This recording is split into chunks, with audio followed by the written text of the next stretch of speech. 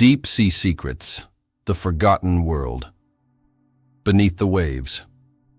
They say we know more about the surface of Mars than we do about our own oceans. It sounds exaggerated, until you realize that more than 80% of the deep sea remains unexplored, untouched, and unseen by human eyes. Down there, sunlight disappears, pressure could crush steel, and silence is absolute.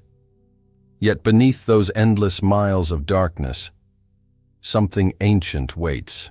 Maybe we've been looking for our origins in the wrong place. For centuries, explorers searched deserts and jungles for the traces of lost civilizations. But what if the greatest of them all sank long before history began? What if entire cities, monuments, and technologies were swallowed by the ocean, preserved in silence for thousands of years? Recent expeditions with deep-sea drones and advanced sonar mapping have revealed structures that should not exist. Perfectly carved angles, massive stone platforms, and symmetrical patterns on the seafloor that resemble the blueprints of forgotten empires in places where officially no civilization ever lived. These are not myths anymore. Beneath the Atlantic, strange formations stretch for miles like the remains of colossal walls.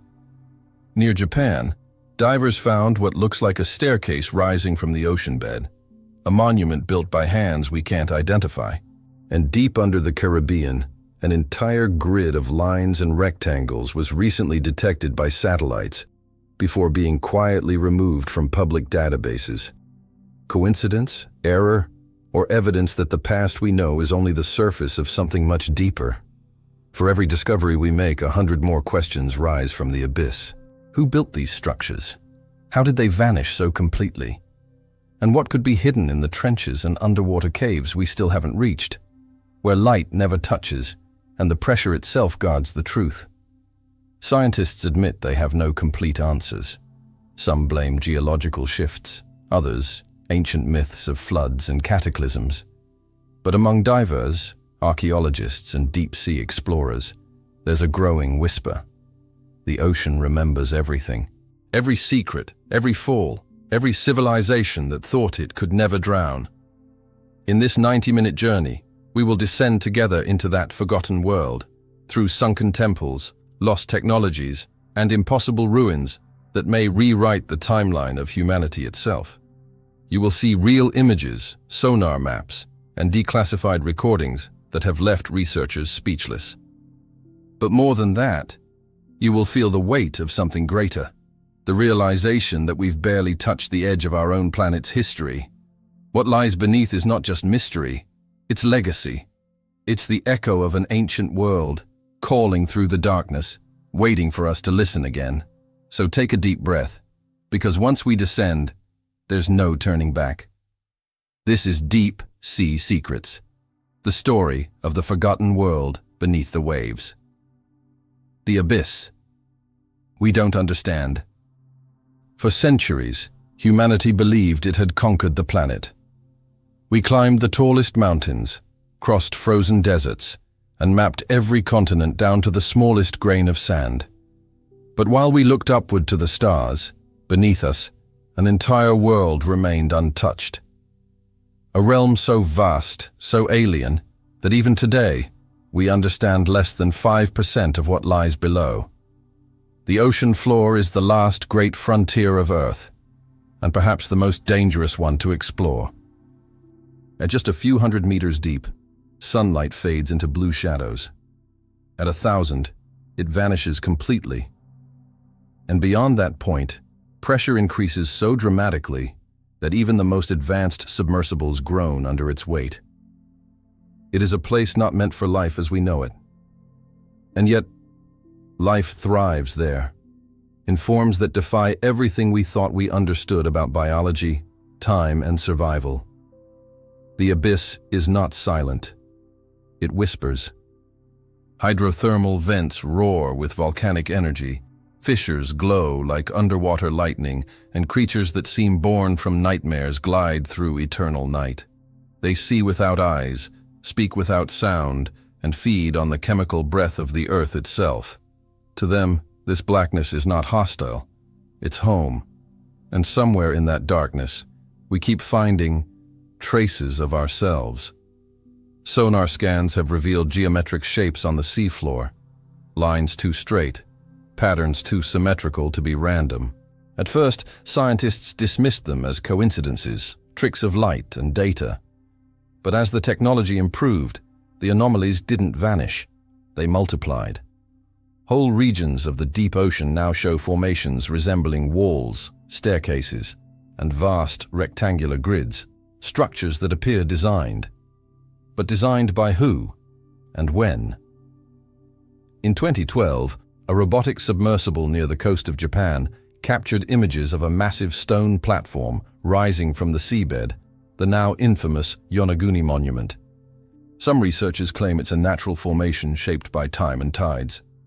Others insist it's evidence of a civilization that existed long before history began. Perfect 90-degree angles, carved terraces and smooth steps, all resting hundreds of feet below the waves. Too perfect, some say, to be nature's work alone. Then, in 2020, off the coast of Cuba, sonar equipment picked up something extraordinary. An entire pattern of stone blocks stretching for kilometers across the ocean floor, forming what looked like streets and foundations. For a moment, scientists believed they had found an ancient city lost to the sea. But days later, access to the raw data was quietly restricted. The coordinates removed. The files gone. As if the ocean had swallowed its secret once again. Maybe we aren't meant to see what's down there. Or maybe we're just not ready to understand it. Every time humans dive deeper, the ocean pushes back. It tests our machines, our lungs, our courage. Temperatures drop to freezing. Visibility vanishes. And the deeper we go, the stranger the readings become. Magnetic anomalies, bursts of unexplained energy, sonar echoes that bounce back as if from massive, moving objects. Things that vanish as quickly as they appear. In 1997, the U.S. National Oceanic and Atmospheric Administration recorded a sound unlike anything ever heard before. A single, low-frequency noise that lasted for over a minute. Deep, powerful, and seemingly alive. They called it the bloop. At first, experts thought it might be a whale. But the sound was far louder than any biological source ever recorded. And it came from a part of the Pacific Ocean where no known creature could survive. To this day, it remains unexplained. A ghostly reminder that we share this planet with forces we still don't understand. But what if the bloop wasn't an anomaly? What if it was a signal? A call from something beneath, ancient, waiting, or perhaps awakening. Scientists have long speculated that massive tectonic shifts could bury entire civilizations, swallowing coastlines and islands in hours.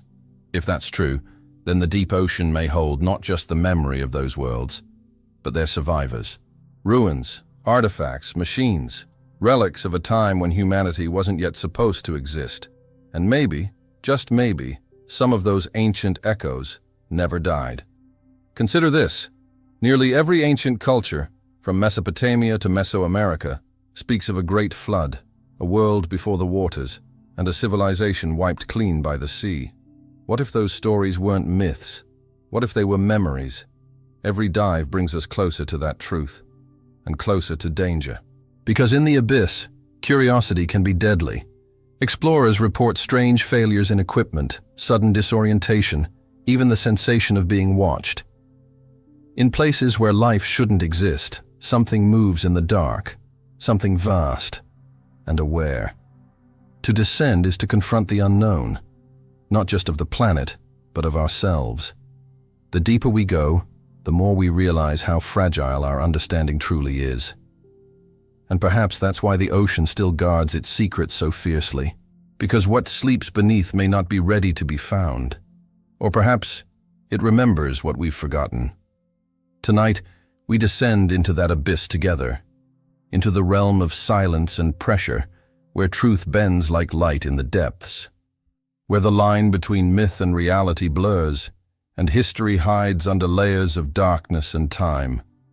Welcome to the abyss we don't understand, the first step into the forgotten world beneath the waves. Sunken civilizations, cities beneath the sea, Beneath the shimmering surface of the ocean, where light dissolves into shadow, the ruins of forgotten worlds lie in silence. They do not scream, they do not move, but their presence changes everything we think we know about history. They rest in the cold, patient depths, waiting to be rediscovered. For centuries, sailors spoke of cities swallowed by the sea, of towers glimpsed through turquoise water, of temples that glowed faintly below the waves before vanishing again into darkness. To many, these were only legends, stories born of fear and imagination. But today, with sonar mapping, satellite imaging, and autonomous submersibles, those legends are becoming evidence. Let's start near India's western coast, in the Gulf of Khambat. In 2001, sonar readings from the Indian National Institute of Ocean Technology revealed something extraordinary. Vast geometric patterns stretching for miles across the ocean floor. Rectangular foundations, straight lines. Right angles where none should exist. Diving teams later brought up artifacts, pottery fragments, beads, and carved tools, all carbon dated to around 9,000 years old. That's older than Egypt, older than Mesopotamia, older than any known civilization. And yet, there it was. An entire city drowned long before civilization was supposed to begin. Scientists argued, debated, and dismissed. Some called it a geological coincidence. Others whispered that the site, now known as Dwarka, might be the lost city mentioned in ancient texts, destroyed in a massive flood. If that's true, it means the ocean didn't just erase history, it preserved it. Thousands of miles away, off the coast of Japan, lies Yonaguni, a vast stone structure that defies explanation. Discovered by diver Kihachiro Aratake in 1986, it rises like a pyramid from the seafloor, complete with terraces, platforms, and sharp, symmetrical edges. Some believe it was shaped by nature, but even geologists admit the lines are too perfect, too deliberate. Massive staircases, smooth walls, carvings faintly visible under coral growth. If this is natural, nature has learned to build temples. And then there's Heraklion, the legendary Egyptian city dedicated to the god of the sea. For thousands of years it was considered a myth, a story told by ancient historians, but never proven. Until 2000, when French archaeologist Frank Gaudiot discovered its remains 6.5 kilometers off the coast of Alexandria. Giant statues of pharaohs lay toppled in the sand, sphinxes, columns, altars, ships buried intact beneath layers of silt. A city frozen in time, submerged since the 2nd century BC, hidden for over 2 millennia. Everything the ancient texts described was there, perfectly preserved, as if Egypt's gods themselves had locked it beneath the waves. But perhaps the most haunting discoveries are those for which no civilization has a name. Off the coast of Cuba, sonar scans have revealed immense stone formations, blocks so large they rival those at Giza, arranged in perfect symmetry across an area the size of Manhattan. No one knows who built them. No one knows when. The first images released caused global fascination. And then, silence. Funding cut. Access denied. Some say it was a data error. Others say it was something more, an inconvenient discovery, quietly buried under bureaucracy. In the Caribbean, whispers persist of a lost continent, fragments of the fabled Atlantis perhaps, that slipped beneath the ocean after a cataclysmic event. Plato wrote of it in 360 BC, an island nation with advanced knowledge and incredible power, destroyed in a single day and night by the anger of the sea. For millennia, people dismissed it as allegory. But now, science is catching up to myth. Seismic data shows that vast sections of Earth's crust have collapsed into the ocean over history. Whole land masses, gone. If Atlantis ever existed, the ocean has had time to swallow it completely. Some say that's why so many of these ruins appear along continental shelves, the edges of ancient lands that once stood above sea level. When the Ice Age ended, melting glaciers caused the oceans to rise more than 100 meters. Cities, villages, and temples that once thrived near the shore simply vanished. Flooded not in centuries, but in weeks. If that happened once, it could have happened many times. Civilizations rise and fall, and when they fall to the sea, they fall forever, hidden beneath pressure and time. But the deeper we look, the more evidence we find that some of these places weren't destroyed by nature alone. There are marks of fire, precision cuts in solid basalt, and stones fused as if melted by extreme heat. Some ruins bear the scars of technology we can't explain. Vitrified surfaces, magnetic anomalies, and unnatural radiation readings. It's as if these ancient cities face something catastrophic, something sudden and intelligent. Could the ocean be a graveyard not only for the bodies of civilizations, but for their mistakes? From India to Japan, from Egypt to Cuba, the pattern repeats: rise, catastrophe, silence. And with every new discovery, the same question echoes through the deep. How many more are still down there, hidden beneath the waves? Perhaps we are not the first.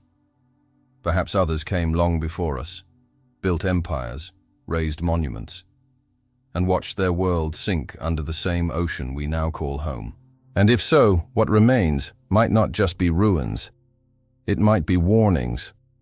Beneath the waves, every stone, every column, every relic is a message, carved not in words, but in survival. A testament to how fragile even the greatest civilizations can be. When the sea decides to reclaim what's hers, nothing stands in her way. And somewhere down there, beyond the reach of sunlight, one of those lost cities still breathes, not with life, but with memory, waiting for the day we finally listen. This is the story of those who built, who fell, and who vanished. The sunken civilizations that time tried to erase. Lost technologies under pressure. The deeper we descend, the stranger the ocean becomes. Pressure builds, light fades, and what we find begins to challenge not only science, but imagination itself. Because scattered across the ocean floor are objects, mechanisms, and formations that simply should not exist. Artifacts that appear to whisper of a forgotten technology, one that thrived long before ours. When we talk about ancient technology, most imagine stone tools and primitive crafts. But what if the civilizations that came before us weren't primitive at all?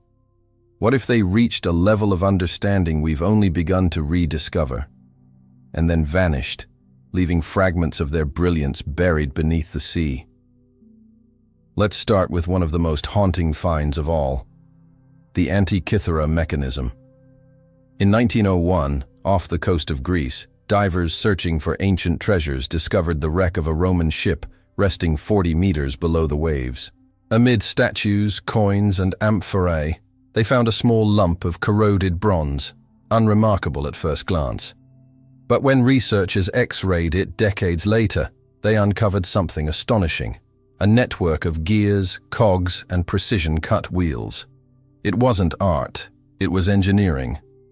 The device turned out to be an analog computer capable of predicting solar and lunar eclipses, tracking planetary movements, and marking ancient games with absolute precision, over 2,000 years old, yet operating with a complexity that wouldn't be matched again until the 18th century. How did they build it, and who taught them?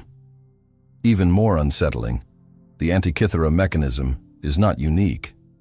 It's simply the one that survived. Fragments of similar technology, gears, alloys, even magnetized stone discs, have been found in underwater ruins across the Mediterranean, the Caribbean, and Asia. Each discovery dismissed as out of place. Each catalogued, then quietly forgotten. It's almost as if history refuses to remember. And then, there are the anomalous materials, metals that resist corrosion for millennia, alloys that shouldn't form naturally, objects showing machining marks invisible to the naked eye. In the 1970s, Soviet oceanographers retrieved mysterious metal spheres from depths near the coast of Cuba, hollow, yet unnaturally heavy. Their composition? Unknown. When tested, they showed properties consistent with titanium, but with isotopic ratios not found anywhere on Earth. No one ever explained where they came from. The samples vanished, the reports redacted. In the trenches of the Pacific, researchers have detected electromagnetic pulses originating from deep-sea fissures, rhythmic, repeating, like coded signals. The theory? Some believe they're geological. Others, that they're remnants of machinery, long dormant, but not entirely dead. Machines that still hum beneath the weight of time, powered by the Earth itself. At first glance, it sounds impossible, but nature offers clues that point toward something extraordinary.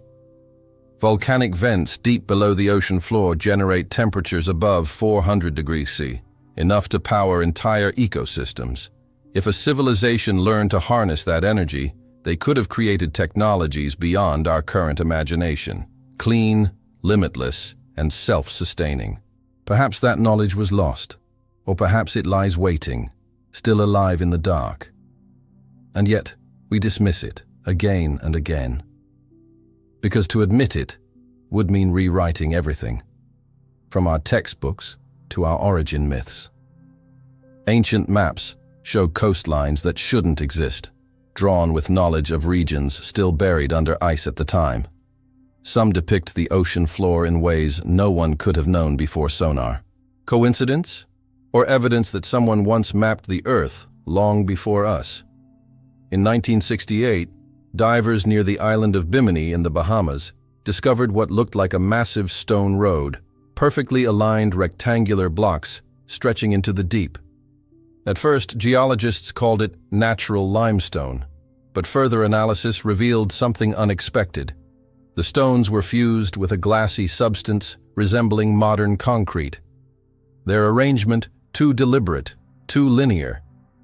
And beneath them, magnetic readings indicated metallic objects buried under the seafloor.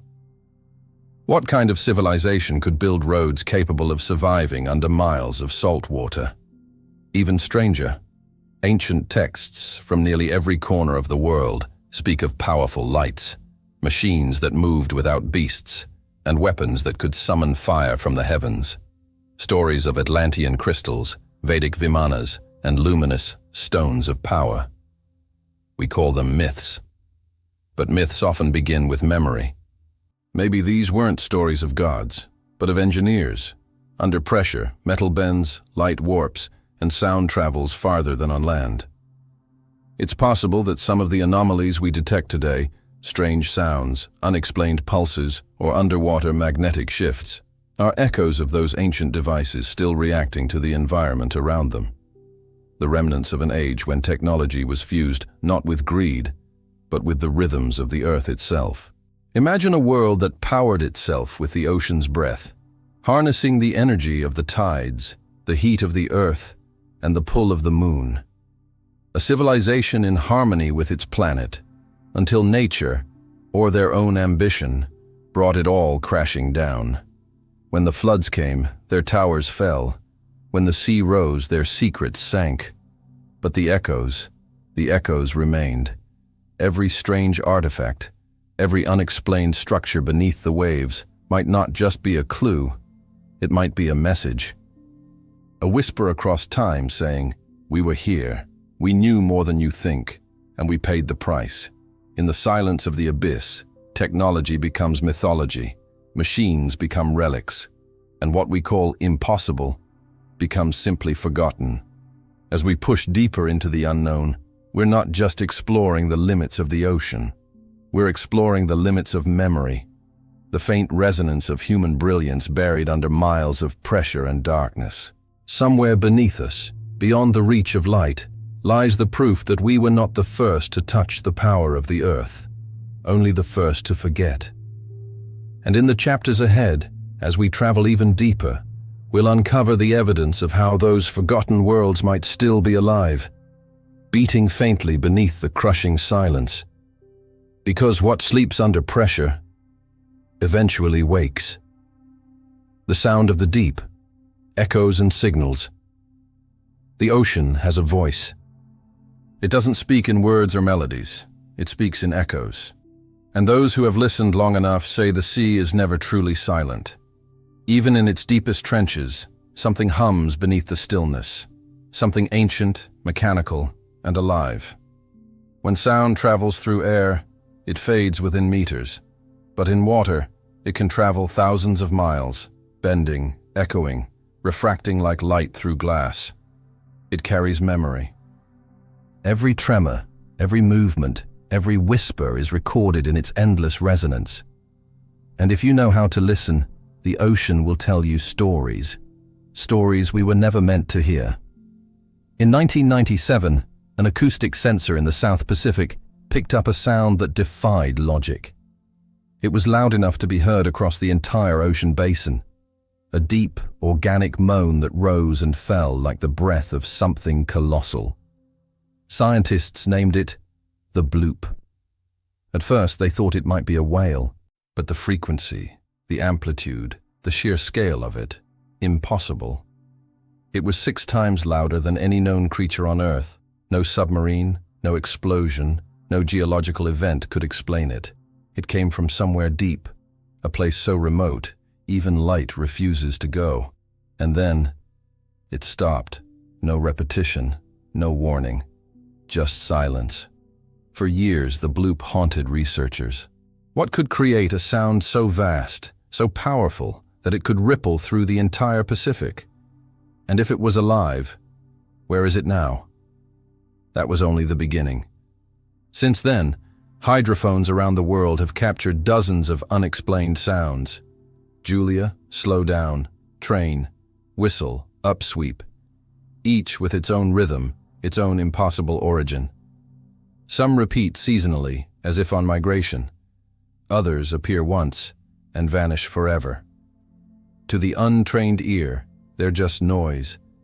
But to those who study them, they sound like signals, patterns, intervals, mathematical sequences too precise to be random.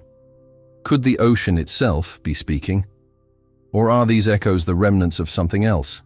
Something that once used sound as we use electricity, language, and light. Sound is the only thing that survives in the deep. Metal corrodes, stone erodes, but a vibration, a frequency, can last forever. If a civilization had learned to store information through resonance, to encode data not in machines but in waves, then the ocean might still carry their message, whispering it through time. Some researchers have proposed that parts of the seafloor act like a natural data recorder, trapping and reflecting vibrations for millennia. In other words, the ocean might not just hold ruins, it might hold memories. And if those frequencies could be decoded, we might hear the voices of the past. In 2011, a deep-sea array near Antarctica picked up a faint rhythmic pulse, repeating every 47 seconds. No known marine creature makes a sound like it. It wasn't geological either. The pitch was too regular, too deliberate. It pulsed for weeks, stopped, and then came back the following year. Each cycle identical, as if keeping time. The signal became known as the Antarctic hum, and to this day, no one knows what produces it.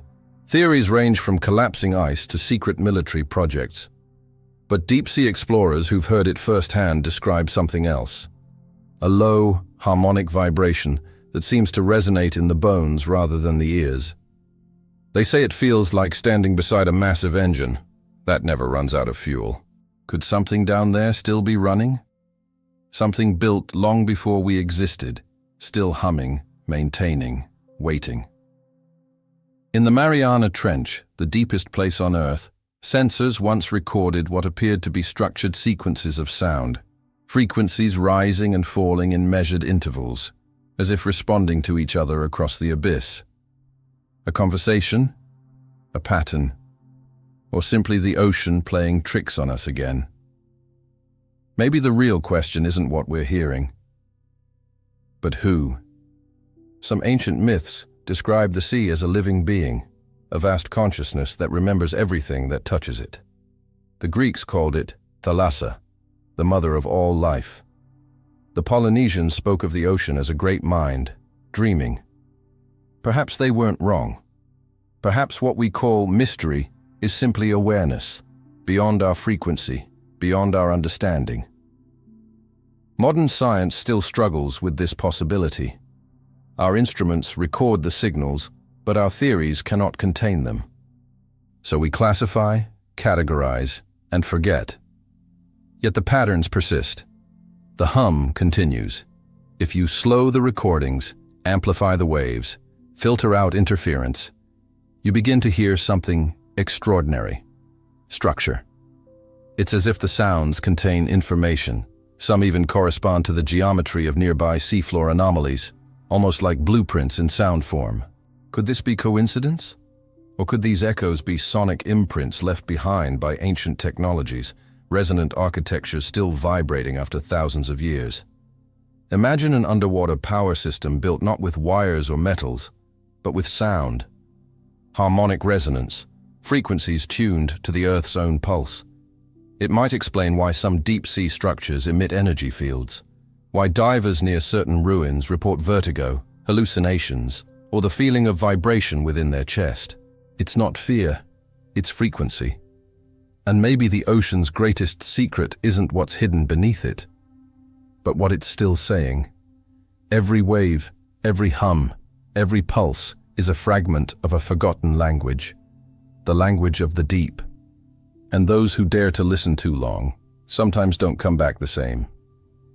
They speak of hearing patterns in the static, voices in the white noise, whispers that follow them even on land.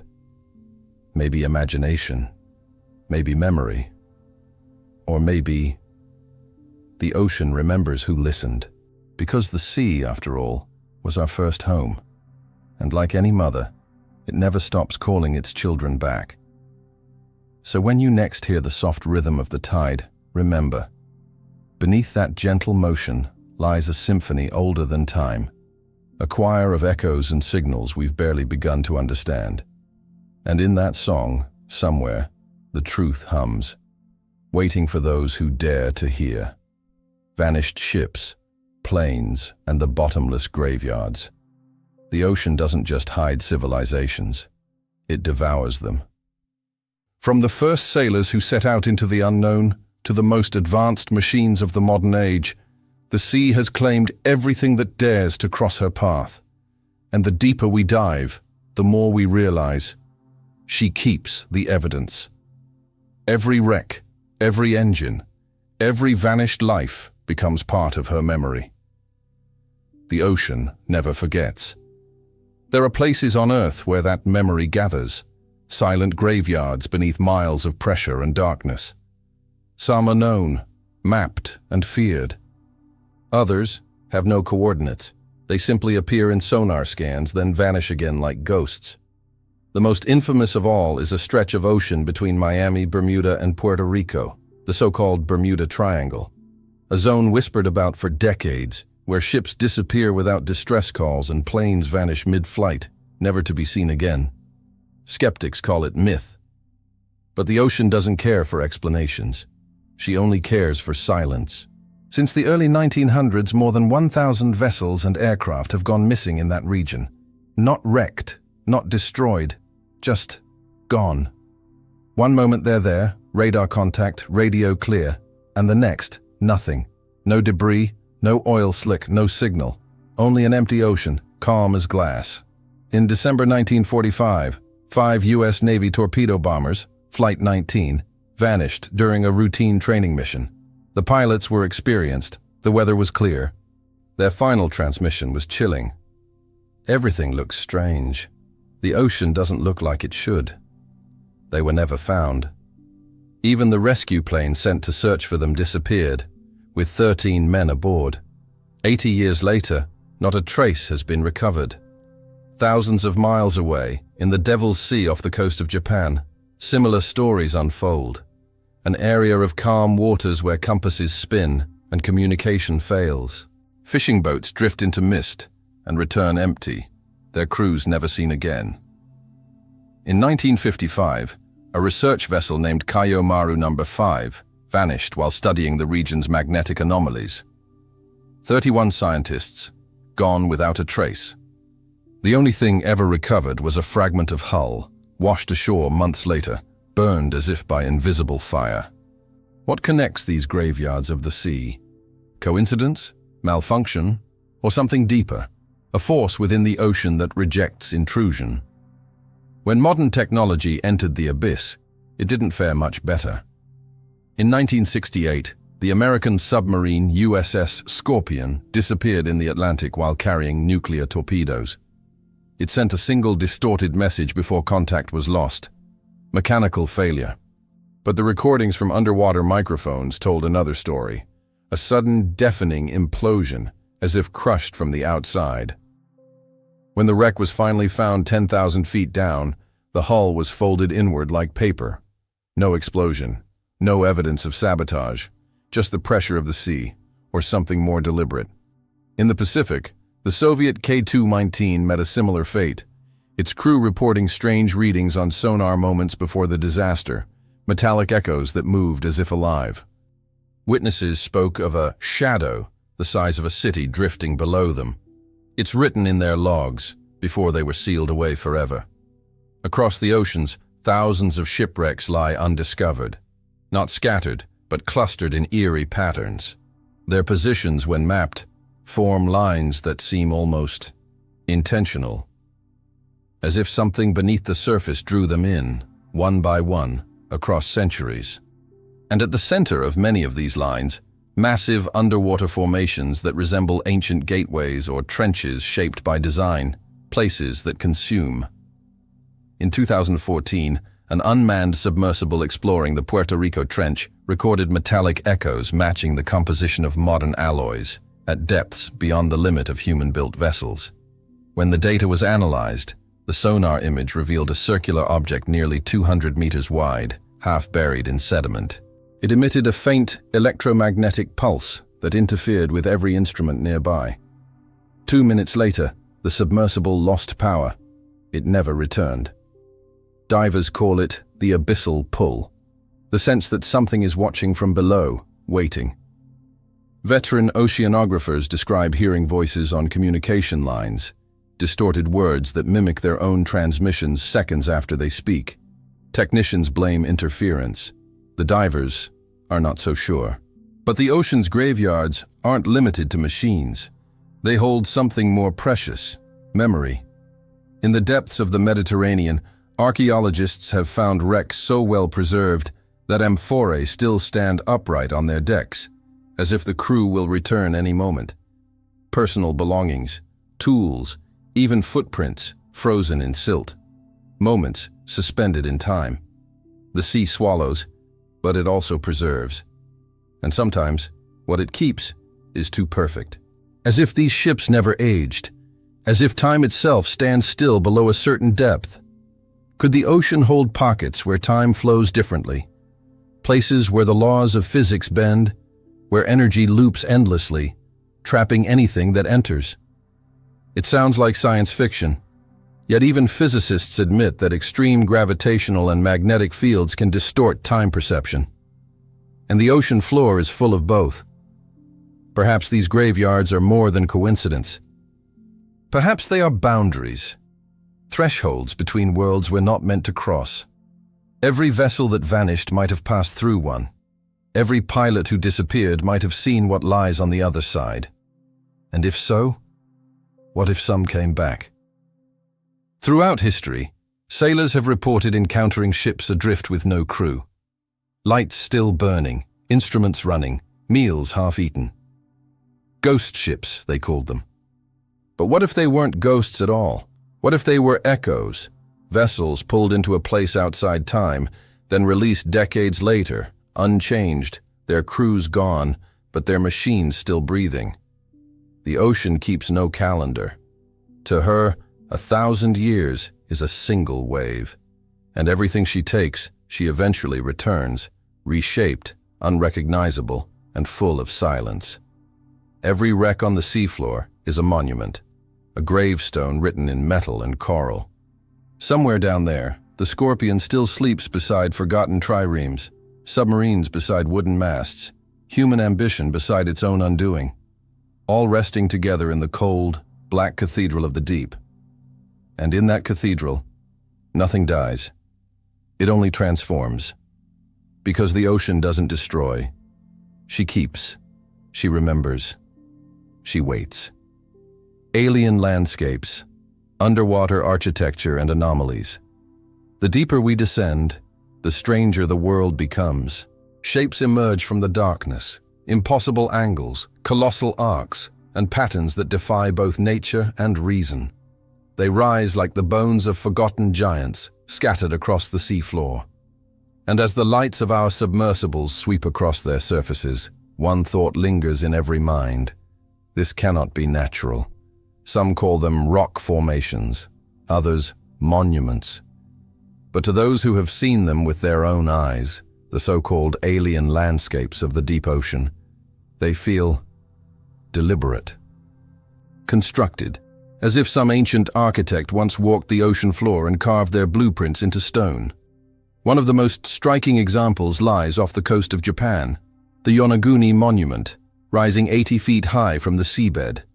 Its massive terraces, perfect right angles, and corridors seem designed for something far beyond erosion. Some researchers claim it's a natural formation shaped by tectonic activity.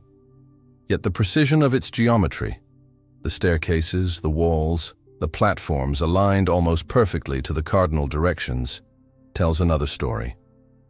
Divers report seeing faint carvings, glyphs, and patterns along its faces, as if messages had been etched into the rock long before it drowned. When the currents hit just right, the entire monument resonates, humming faintly like a buried machine. Thousands of kilometers away, off the coast of Cuba, lies another enigma. In 2001, a team of Canadian researchers operating sonar equipment stumbled upon something that would haunt them for the rest of their lives. A vast complex of stone structures 2,000 feet beneath the Caribbean Sea. The shapes were unmistakable: pyramids, corridors, and even what looked like a central plaza surrounded by smaller geometric outlines. At that depth, no known civilization could have built it. And yet there it was, clear, symmetrical, undeniable. The sonar data was archived, but days later, the files vanished. Access revoked, the team silenced, and the coordinates erased from the public record. Coincidence, perhaps, or censorship, because the deeper we look, the more we find that doesn't fit. Not with geology, not with history, not with logic. Near the coast of Malta, beneath the Mediterranean, divers found a massive stone circle, megalithic blocks arranged in perfect alignment, resembling the temples found above water on the island. Carbon dating suggested they were older than any known Maltese civilization. Some of the stones were drilled with circular holes, as if once connected by metal rods, long since dissolved by salt and time. But what truly startled scientists was the acoustic behavior. Sound waves inside the structure echo in harmonic resonance, amplifying frequencies in a way similar to modern sound chambers. Coincidence or design? And then, there are the structures no one dares to name. In 2011, a sonar scan in the Baltic Sea revealed a circular formation the size of a commercial jet, smooth, disc-like, with perfectly even edges and a staircase-like ramp leading to its top. The press called it the Baltic Sea Anomaly. When divers approached, their compasses spun wildly. Electrical equipment failed. Some reported hearing a low vibration, a hum that seemed to come from inside the structure itself. When samples of nearby sediment were analyzed, they contained traces of metals not typically found in that region, and certainly not naturally occurring on the seafloor. For years, governments dismissed the discovery as misinterpreted sonar data. But to this day, no one can explain what that object is, or why it interferes with electronics even now. Could these be remnants of a lost civilization? Evidence of something intelligent that once lived beneath the waves? Or are we looking at something not entirely human? Scientists hesitate to use that word, extraterrestrial. But what if alien doesn't mean from the stars? What if it simply means older than us, a form of intelligence that evolved here, in the pressure and silence, long before the surface world ever began? Creatures, architects, or entities whose understanding of energy and matter allowed them to shape the ocean itself. Across the Pacific, deep-sea drones have captured what appear to be vast geometric trenches forming repeating hexagonal patterns over hundreds of miles, like the circuitry of a planet-sized machine. Some believe these are the scars of tectonic movement. Others suspect they're the remnants of submarine architecture, the foundation of something we can't yet comprehend. What if the ocean floor isn't random terrain, but engineered landscape? If we could see it all at once, stripped of water and sediment, would it reveal a design, a blueprint spanning continents, lines connecting Yonaguni, the Baltic anomaly, the Bimini Road, and the submerged city near Cuba? A pattern so vast we can't see it because we're standing inside it. Perhaps these are not ruins at all, but components. Pieces of a system that once harnessed energy from the Earth's magnetic field or from the tides themselves. Ancient, massive, and still faintly alive. Divers often report something strange when approaching these sites, an overwhelming sense of scale, of being watched. Instruments behave erratically. Cameras malfunction. Even experienced scientists speak of a presence, not threatening, but immense, as if the ocean itself is aware of their intrusion. Maybe the ocean is not merely a graveyard of the past, but a body still breathing, pulsing with the heartbeat of a world we no longer recognize. A world that once thrived in the dark, and perhaps still does. What we call alien landscapes may not belong to visitors from beyond the stars, but to an ancient species of intelligence that never left this planet. It simply sank. And if these structures truly are remnants of that forgotten epoch, then the question isn't who built them. It's why we stopped hearing them.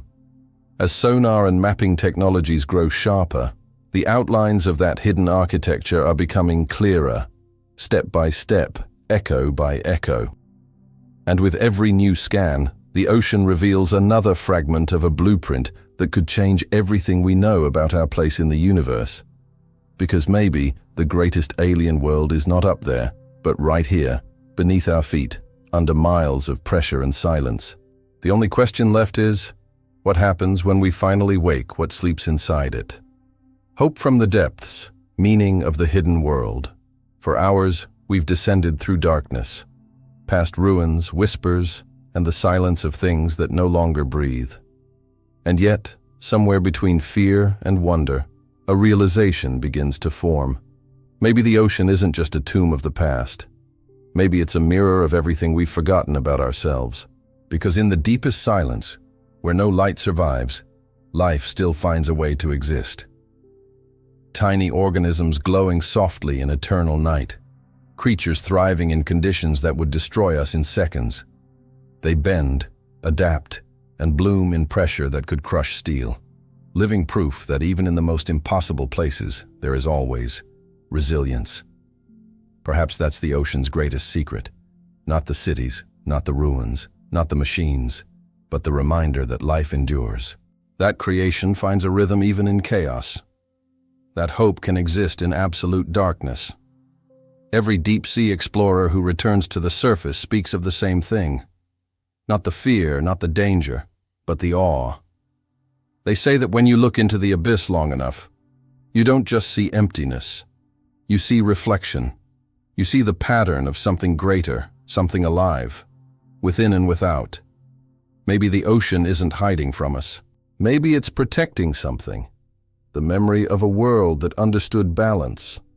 A world that lived in harmony with forces we now fear. The civilizations that came before might not have been destroyed by arrogance alone. Perhaps they were transformed, absorbed back into the pulse of the planet, like waves returning to the tide. In every ancient story, water is both the destroyer and the giver of life. It floods to cleanse and recedes to reveal. The deluge that erased the old world gave birth to the new. And that cycle never ended. It still flows beneath us. Every current, every tide, every heartbeat of the ocean is the rhythm of renewal. When we look at the ruins beneath the waves, we see tragedy. But maybe, from another perspective, they are proof of rebirth. Civilizations fall, yes. But what they created, what they dreamed, what they learned, remains in the Earth's memory. The ocean simply keeps it safe until the next awakening. Even the myths seem to remember. From Atlantis to Lemuria, from the flood of Noah to the lost kingdoms of the East, the story is always the same. A people who rose too high, forgot where their strength came from, and were swallowed by the sea. But what if the moral of these stories isn't punishment? It's preservation. What if the flood wasn't vengeance, but mercy? A chance for the earth to rest. A reset. Before we destroyed ourselves completely. When we explore the ocean, we aren't just chasing lost knowledge. We're confronting our reflection. Our technology, our ambition, our hunger to control, they mirror the same forces that once built the cities now buried under waves. And maybe that's why the sea still calls to us. Not to terrify, but to teach. Down there, among the corals and ruins, lies a lesson written in silence. Everything returns. Every voice, every empire, every dream becomes part of something larger. The ocean doesn't erase, it transforms. It takes the broken and turns it into something beautiful. A reef, born from wreckage.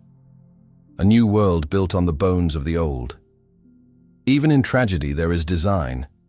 Even in destruction, there is purpose.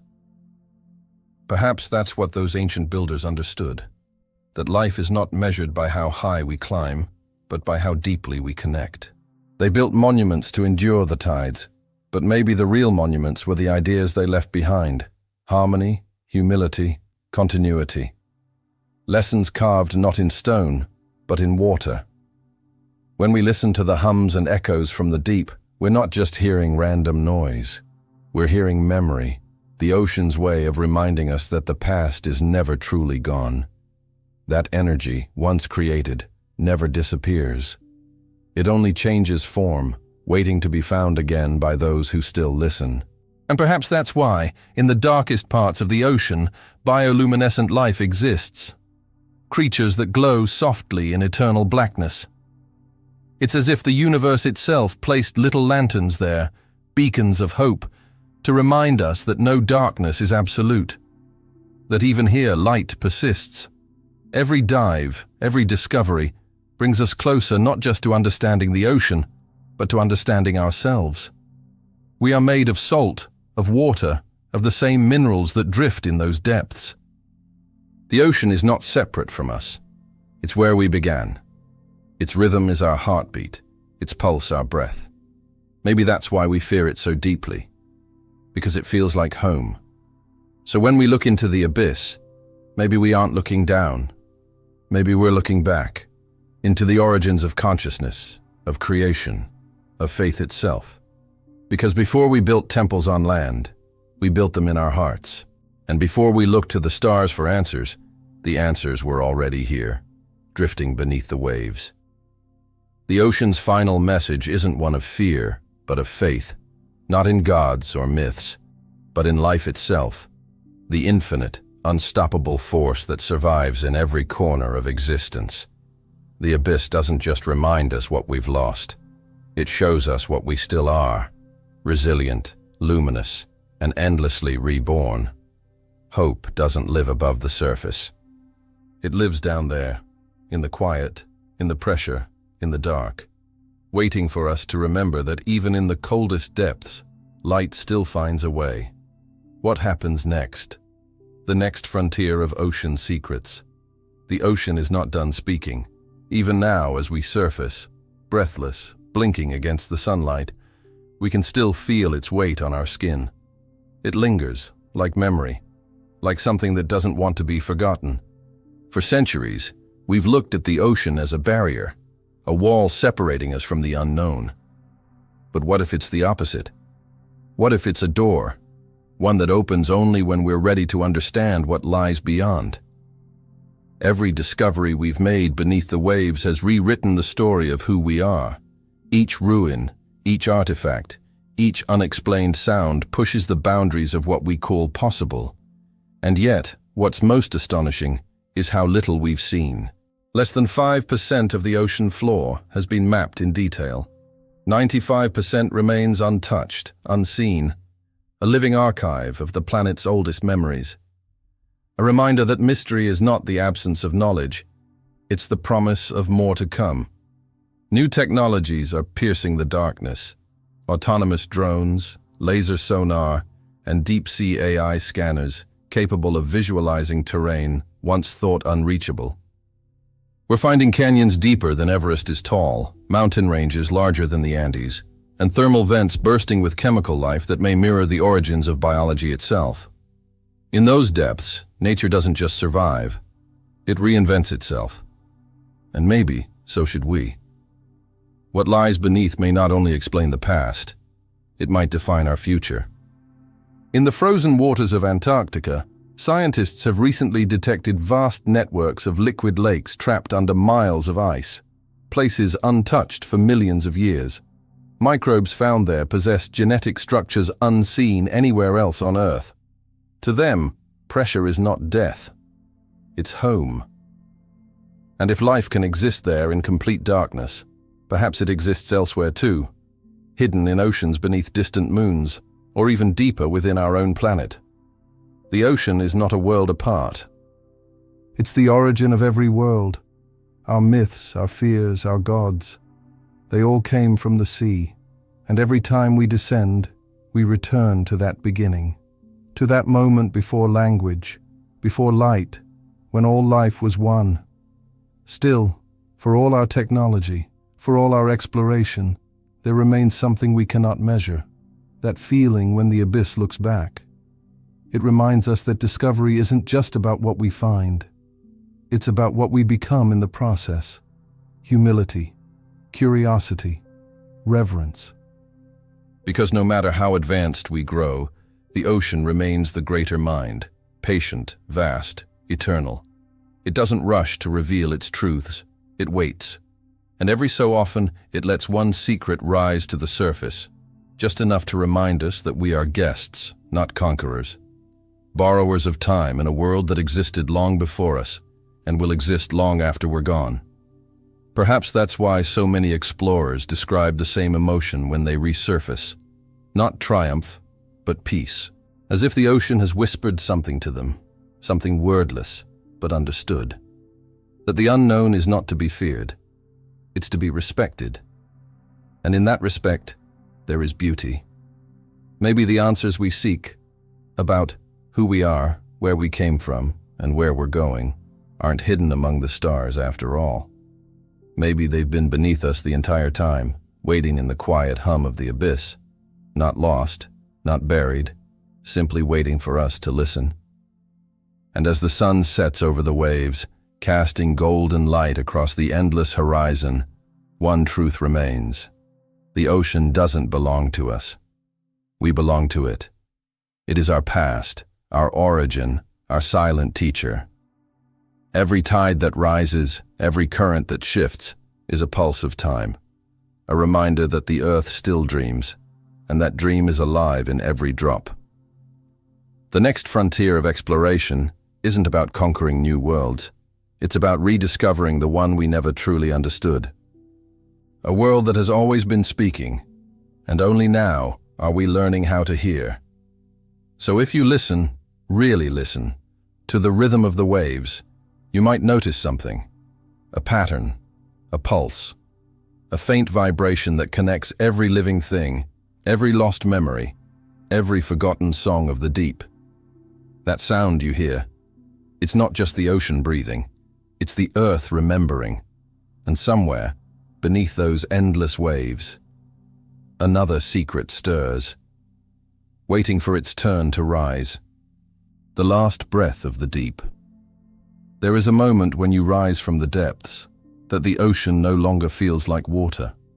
It feels like time itself, pressing against your chest, holding you just long enough to remind you where you came from.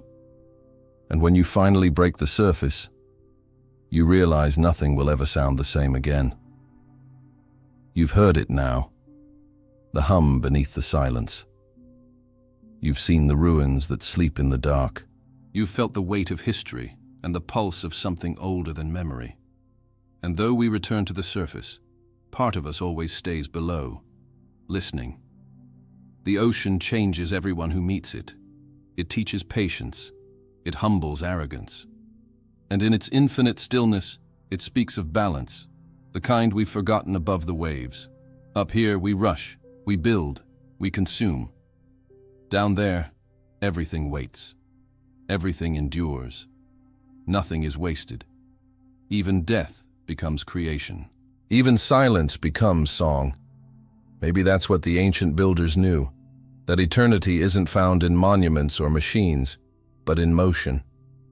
In the endless rise and fall of tides, in the breath between destruction and rebirth, in the rhythm of the sea that never stops calling us home.